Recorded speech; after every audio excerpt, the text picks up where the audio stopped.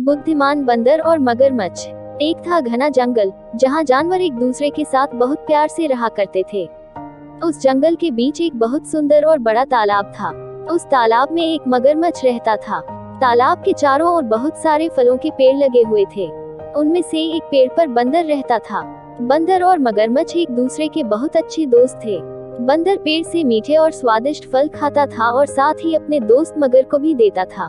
बंदर अपने दोस्त मगर का खास ख्याल रखता और मगर भी उसे अपनी पीठ पर बैठाकर पूरे तालाब में घुमाता था। दिन निकलते गए और दोनों की दोस्ती गहरी होती गई। बंदर जो फल मगरमच्छ को देता था, मगरमच्छ उनमें से कुछ फल अपनी पत्नी को भी खिलाता था। दोनों फलों को बड़े ही चाव से खाते थे।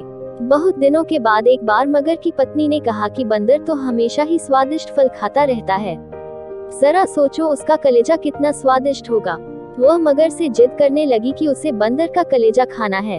मगर ने उसे समझाने की कोशिश की, लेकिन उसने नहीं माना और वो मगर से रूठ गई। अब मगर को न चाहते हुए भी हाँ बोलना पड़ा। उसने कहा कि वो दूसरे दिन बंदर को अपनी गुफा में लेकर आ जाएगा, तब उसका कलेजा निकाल कर खा लेना। इसके बाद मगर की पत्नी मान गई। हर दिन की तरह स्वादिष्ट फलों के साथ बंदर मगर का इंतजार करने लगा। कुछ ही देर में मगर भी आ गया और दोनों ने मिलकर फल खाए। मगरमच्छ बोला कि दोस्त, आज तुम्हारी भाभी तुमसे मिलना चाहती है। चलो, तालाब की दूसरी ओर मेरा घर है, आज वहाँ चलते हैं। बंदर झट से मान गया और उछलकर मगर की पीठ पर बैठ गया। मगर उसे लेकर अपनी गुफा की ओर बढ़ने लगा। जैसे ही दोनों तालाब के बीच पहुँचे, मगर ने कहा कि मित्र, आज तुम्हारी भाभी की इच्छा है कि वो तुम्हारा कलेजा खाए। ऐसा कहकर उसने पूरी बात बताई। बात सुनकर बंदर कुछ सोचने लगा और बोला, मित्र, तुमने मुझे यह पहले क्यों नहीं बताया? मगर ने पूछा, क्यों मित्र, क्या आ गया? बंदर बोला कि मैं अपना कलेजा तो पेड़ पर ही छोड़ रहा हूँ, तुम मुझे वापस ले चलो तो मैं अपना कलेजा साथ में ले आऊंगा। मगर बंदर की बातों में आ गया और वापस किनारे पर आ गया।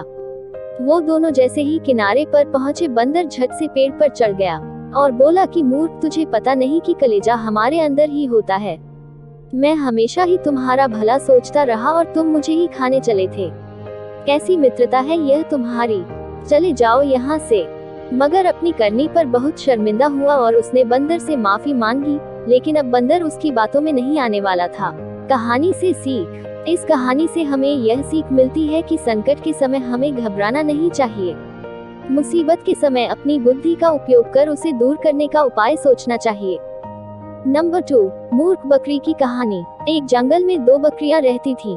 वो दोनों जंगल के अलग हिस्सों में घास खाती थीं। उस जंगल में एक नदी भी बहती थी, जिसके बीच में एक बहुत ही कम चौड़ा पुल था। इस पुल से एक समय में केवल एक ही जानवर गुजर सकता था। इन दोनों बकरियों के साथ भी एक दिन कुछ ऐसा ही हुआ। एक दिन घास चरते चरते दोनों बकरियां नदी तक आ पहुंची। ये दोनों नदी पार करके जंगल के दूसरे हिस्से में जाना चाहती थी। अब एक ही समय पर दोनों बकरियां नदी के पुल पर थीं।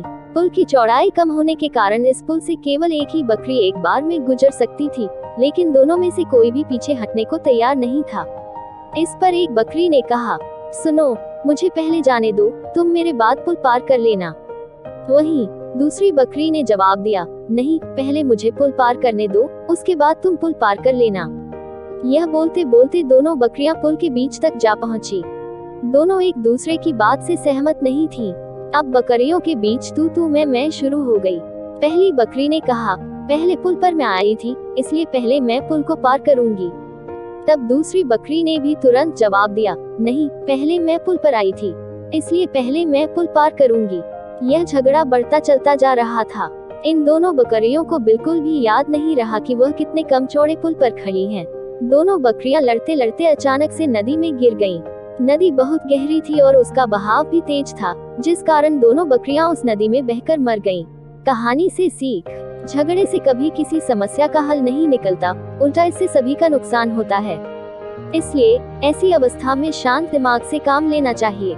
अगर आप हमारे चैनल पे नए आए हैं, तो प्लीज हमारे चैनल को सब्सक्राइब कर लीजिए, ताकि ऐसी ही वीडियो आपको देखने को मिलता रहे। धन्यवाद।